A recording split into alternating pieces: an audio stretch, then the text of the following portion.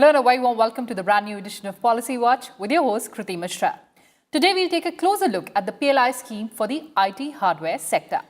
Union Cabinet has approved a 7,325 crore production-linked incentive scheme for laptops, tablets, all-in-one personal computers and servers. The scheme proposes incentives to boost domestic manufacturing and attract large-scale investments in the value chain of IT hardware. The plan could generate roughly 1,80,000 jobs. Prime Minister Narendra Modi has said that production-linked incentive scheme would make a major impact to the country's micro, small and medium enterprises ecosystem by creating the anchor units in every sector that will need a new supplier base across the entire value chain. And for deeper insights, I'm joined by Mr. Saurabh Gaur, Joint Secretary, Ministry of Electronics and Information Technology, and Mr. Sandeep Agarwal, Chairman, Industry Committee, PhD Chamber of Commerce and Industry. Welcome to Sabah Television, both of you. Thank you so much. All right, Mr. Gaur, coming to you first. The PLI scheme will provide manufacturers cashback between 1% and 4% of additional sales of locally made goods over 4 years, with 2019-20 as the base year. Take us through the other important highlights of the PLI scheme for the IT hardware. Okay, thank you, Kriti. So the production and incentive scheme for IT hardware essentially covers four product categories. Number one is the laptops, number two is tablets, then we have the all-in-one PCs, and then the servers. So these are the four product categories which are covered under the scheme. Any company which is engaged in manufacturing of these products in the country is eligible to participate under the scheme. The scheme, again, as is the focus of production and incentive schemes, is the thought here is also to bring global champions to India to manufacture here at scale and also promote Indian domestic champions. If you would remember, this is one segment where otherwise Indian companies really don't have a big footprint. At one point of time, we used to have the likes of Wipro and HCL, which were major manufacturers of IT hardware, especially in the compute hardware segment. But today, because of increasing pressure from overseas and also the fact that these product segments are covered under ITA-1, which is the Information Technology Agreement, where India is bound to have zero duties for imports of these goods. So that was the reason that led to domestic manufacturing slowly going down. And the theme was that essentially there are certain disabilities which are there in the manufacturing sector in the country. And if we have to provide a level playing ground to Indian manufacturers or to manufacturing that is happening in India, there is a need to incentivize the sector to overcome those disabilities, whether these are related to logistics or to cost of finance or to certain other things. In fact, there's a report which says that our manufacturing competitive index, now we are getting there. We are on par with some of these East Asian economies also. But to be able to relocate industries from elsewhere and to cater to not just the domestic demand, but also to serve a very large export market, there was a need for production and incentive scheme. This became a template with the success of earlier mobile scheme. And in this scheme, like I said, we are covering four product segments for domestically manufactured companies which are engaged in domestic manufacturing. And the theory here is that we are going to incentivize the incremental sales of production over base year of 2019-20. So very quickly, if I were to take you through how the scheme works, if a company was engaged in manufacturing of these goods, then whatever was their production in 2019-20, that is taken as base year, and they have to do incremental production of certain thresholds for these 4 years under the scheme. For example, for domestic companies, they have to do 50 crores of incremental production in the first year, 100 crores in the second year, 200 crores in the third year, and 300 crores in the fourth year.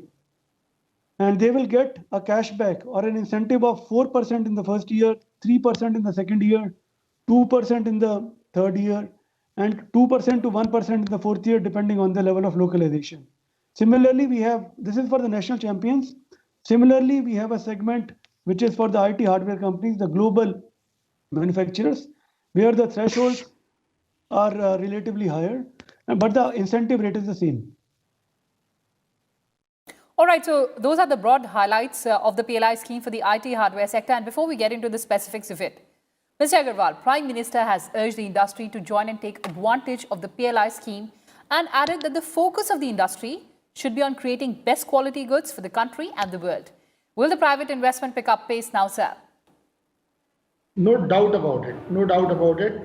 We need to follow. We have always been following our Prime Minister, and his leads and his vision is something which the industry has always envied. That we should have as an industry, as a private entrepreneur, we should also have that kind of vision. But then he is our Prime Minister, so his thinking is on a broader scale, and he is able to think what we are not able to do. And I totally agree with you that the industry is going to follow his lead, and we are going to invest in this. And I can tell you one thing, when Prime Minister tells us to invest, what he's telling us to invest? This is to tell all the industrialists in India today that by investing just about say 25,000 crores, maybe maximum 50,000 crores, India can increase its production by up to 16 lakh crores in the next 5 years. The amount of subsidy the government is paying through the PLI scheme in the telecom sector is 3 to 3.5 times the investment in 3 years. In the hardware sector also, it is more than 1.5 to 2 times. Even in the mobile sector, it is approximately 2 times. So basically, aam ke aam aur gutliyon ke daam. So the industry is getting much more than what they are investing. Just what the government needs is to start the production, get the technology in. I can tell you one thing, PSD Chamber of Commerce from Telecom Equipment Manufacturers Association and from TEPC, Telecom Export Promotion Council, we have always been working on the PM's vision that it is the technology and not the product into which we should invest in. So we are investing today in the technology with the PLI scheme. Once we invest in that, we get 20 times the return on that. Whereas if we import a mobile phone or a laptop from China, 80% of the hardware is today coming from China. Yes. Now, can the Indians do it? As my friend Gorsab said, that yes, we can do it. There were times when India was doing it. But because of some, disincentives which the Indian industry was facing at certain points of time, maybe around 5 to 6% disincentive is there. So because of this inverted duty structure, Indian industry lost stream and we were not able to produce, and the production was relocated to China and Vietnam. But today with this PLI scheme, I think whatever disincentive was there has gone, and I truly believe our Prime Minister and our Minister Ravi Shankar Prasad ji, Sanjay Dhotre ji, and even our Secretary Ajay ji, they are going to work hard towards finding the solutions for those inverted duty structures wherever they are, to ensure that further improvement is there for the industry and India becomes a net exporter of electronics. Because I do not consider this hardware scheme as a standalone scheme. When taken along with the mobile scheme, the electronics for the mobile component, electronic component for the mobile, the telecom sector scheme, basically we are looking into making a manufacturing base which cuts across the electronic industry, which is going to make sure that India is there in every part of the value chain. Absolutely, sir. Absolutely. The government has adopted a holistic approach. Now, of course, the onus is on the industry to step up investments. But Mr. Gaur, consumers in India currently buy laptops worth 30,000 crore a year and tablets worth 3,000 crore a year, of which about 80% is imported. Now, India is expected to consume around $120 billion of IT hardware. Tell us about the importance of PLI scheme in cutting our imports. That's a great question. In terms of volume, today India consumes almost 1 crore units of laptops and tablets put together. In fact, it is 75 lakh laptops and 25 lakh tablets that we consume. But COVID has shown us that the consumption of these devices is going to grow exponentially because of the very accelerated tech adoption that is happening. Today, you look at health tech sector, edu-tech sector, any sector, and work from home and work from anywhere. So the demand is going to be astronomically high. How do we respond to such a demand? And without boosting our local manufacturing capacities, we are looking at a scenario where this will become a huge drain on the exchequer. So that is the reason why a scheme like PLI is essentially giving that kind of a confidence to Indian manufacturing sector that please step into this game, have huge aspirations. Government is there to support you. And just like the story that was replicated in mobile phones, in 2014, there were 3 crore mobile phones getting manufactured in the country. In 2019, these became 33 crore mobile phones. In 2024, we expect 100 crore mobile phones to be built in the country. A billion mobile phones will be made in India. Similarly, we are looking at almost from a 1 crore devices consumption, our consumption will go up to say 1 crore 50 lakhs or say up to 2 crore devices by 2025. But can we make 5 crore such devices by 25? Can we become the global factory and manufacture here? That is the challenge, and that is where I think a scheme like this will come very handy.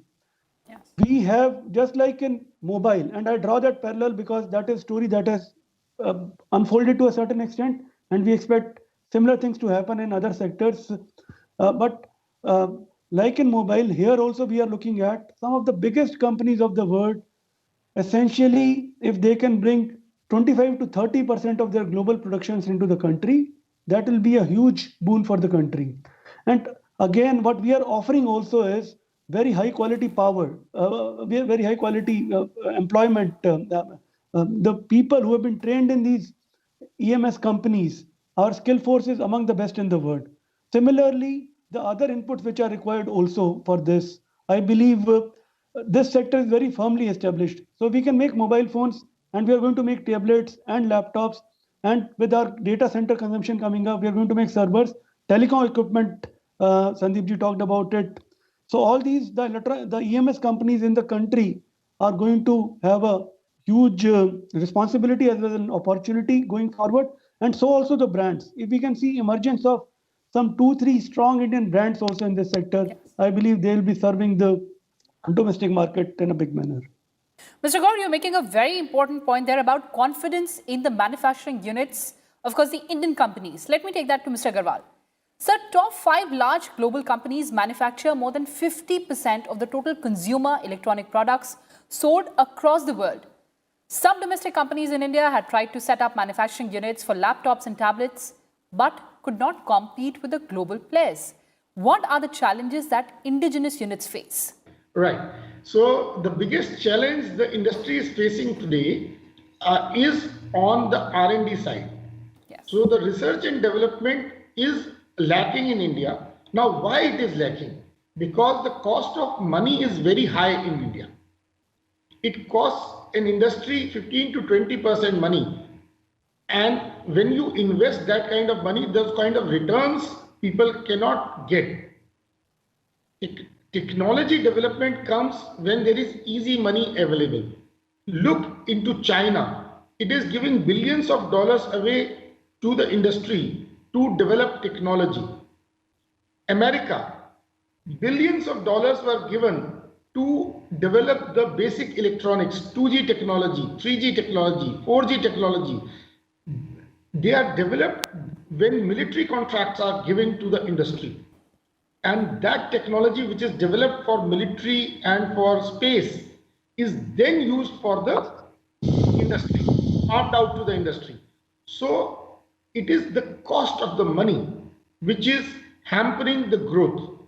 Now, money is available at zero rate of interest internationally. So what we need to do is ensure that the Indian industry is able to get the international funding at the international prices rather than huge premiums which we are paying today to our banks. Banks are charging 5 to 10% premium on the international cost of money to lend money to the Indian companies. With that, if that problem is today removed, I'm pretty sure that technology will be manufactured. But having said that, we can always buy the technology if we are not producing it, because by investing 20 to 50,000 crores in technology today, and that is including the equipment, the technology itself will be only 20% of that, maybe 10 to 15,000, 20,000 crores. So the rest will go into equipment. We will be actually be able to manufacture 16 lakh crores of electronic products across the mobile sector, the telecom sector, and the IT hardware sector. Now, that is where the industry is today working on. So we cannot undo all the faults which had happened in the past. So it has to go step by step. And that's what we are trying to do now. So we believe rather than looking into the problems, let's look into the solutions.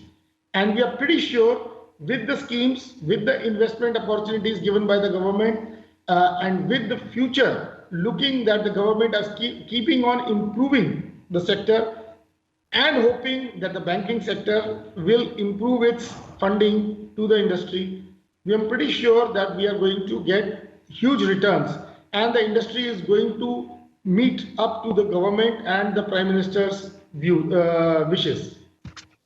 And as you said that we have to focus on the solutions and not the problem, we need to innovate according to the needs of the fast-changing world, increase participation in R&D, and also upgrade the manpower skills. But Mr. Gaur, another important issue that I'd like to touch upon. A clause relating to phased localization in the production-linked incentive scheme for the IT hardware has divided the industry. Whether there'll be questions about World Trade Organization rules which prohibit discrimination against imported products. What is your take, sir? Yeah, so let me at the outset clarify that the scheme is completely WTO compliant. We have done our due diligence and there's no reason we see for the scheme to be running contrary to any of the international agreements or international conventions. The clause for localization essentially is aimed at bringing manufacturing at a deeper level in the country. So what WTO says is that there should not be a domestic treatment and there should not be any difference between the incentives that you are paying to an international player vis-a-vis a domestic player. There is no distinction in the incentive structure. Whether you are a global EMS player or an Indian EMS player, a global brand, a global company or an Indian company, the incentive rate is the same. So there is no question of WTO contravention. Now, while manufacturing, we said that in the definition of manufacturing itself, we have said that, and in fact, in the first year, we said that any company which is making these four goods here, the tablets, the servers, laptops, or all-in-one PCs, even if you are doing a complete semi-knockdown assembly and you are doing a bare assembly exercise also, you qualify for the scheme. But in the second year, we would like you to go further down and at least be able to set up the SMT lines or essentially go from semi-knockdown to completely knockdown stage. In the third year, the battery packs should be manufactured in India, either by the companies, applicant companies themselves, or through one of the vendors which are domestically located, which are located in the country. And in the fourth year, we have talked about the power adapters as well as the enclosures, the cabinet also. All of these are eminently doable in the country. There is a significant thirst for greater value addition coming in the country. And please understand, these big companies are going to act as anchor units or motherships. Alongside them, there will be a huge ancillarization which will be happening. So each of the applicant under a scheme, a PLI RT hardware scheme, should be able to procure or build a supply chain around it and say support 15 to 20 companies, whether domestic or international. Again, we are not making an instruction about that, but we are saying that these kind of parts manufacturing should also come to the country, and this is a growth driver for that purpose. And let me also very briefly respond to the other fact that Sandeep ji was saying about cost of monies also and research also. On the cost of monies, this scheme, for example, is I'm not for a moment challenging what he said, but this scheme, for example, is giving money on the production and not on the investment. So for a global IT hardware company, if the investment that is being sought for 4 years in cumulative manner is 500 crores, starting from 50 crore in the first year to 150 crores to 300 crores in the third year and up to 500 crores in the fourth year, and the company is welcome to do it in the first year itself and it will meet the targets. But on this 500 crores of investment, you are getting up to 1245 crores of incentive. So almost 2.5 times incentive, because essentially it is linked to the production. Almost $1 billion of production is getting incentivized. You are getting almost $100 million, no, I'm sorry, around $70 odd million of incentive. So there is huge incentive on offer for companies, and same is the case with domestic companies also. So that in a way is looking at incentivizing their cost of capital also. And finally, I would say that we believe firmly that the volumes will push the value addition. While we have put a localization structure in place, we would like to see more of semiconductor packaging happening in the country. We would like to see more and more of active and passive components also getting manufactured in the company. And I believe industry is with us. We are working with them, and we are very confident. The scheme that we have come out with has come out with thorough deliberations and stakeholder consultations. And I can assure you, we have time till 31st of March to file applications. We are already seeing huge interest in the scheme, and industry will be with us like we are with them in making this a successful one. All right, so there, Mr. Gaur allaying all the concerns, and of course, the big takeaway is that this scheme is WTO compliant. But before we end this conversation, closing comments from both my guests. Mr. Agarwal, coming to you first. Positioning India on the global map as the preferred destination for ICT hardware manufacturing. Your thoughts? Well, I'm pretty sure this scheme is very good, and the Indian industry is really looking hard towards putting in its investments and making into a global hub. We must understand we are the top in the technology. We have the technology, software technology. As far as the hardware technology is concerned, as we said, we can always outsource it, buy it. And then the investment which the Indian companies will make because of the cheaper Indian labor, our products will be more cost effective than China today, because China is getting more and more expensive. I'm pretty sure at least 2 or 3 Indian companies will be able to make a dent in the international market with this scheme. And because this is not the end of the schemes which the governments are coming out with, and I'm pretty sure that in future, India is going to become the total global hub, like what China is today, India is to be tomorrow. And, all right, sir. Mr. Gaur, do you agree with Mr. China Agarwal? In the manufacturing, that is. Mr. Gaur? I strongly believe that this decade is going to be the decade for manufacturing, in particular, manufacturing in general, and electronics manufacturing in particular for India. With the PLI scheme for mobile phones, PLI scheme for IT hardware, and for telecom, and other PLI schemes. Today, for example, in automotive also has significant electronic component. Medical devices have lots of electronics in them. Anything you look, touch, see around has electronics. So with the PLI schemes, we are firmly establishing ourselves as becoming the global hub, like Mr. Agarwal was saying. We are looking at becoming the global hub of electronic manufacturing. And this, I believe, will be the emergence of India as a globally competitive destination for electronic manufacturing. We will create domestic champions in the spirit of Atmanirbhar Bharat, and will also be able to attract large-scale electronic manufacturing from global champions also. All right, on that note, thank you so much for joining us. So, as we understand that a steady transformation of the global production map is underway, triggered, of course, by the COVID-19 pandemic. India, with its massive domestic market and a mature industrial ecosystem, and the PLI scheme presents a very attractive option. So that's all we have for you in this edition of Policy Watch. Thanks for watching and stay tuned.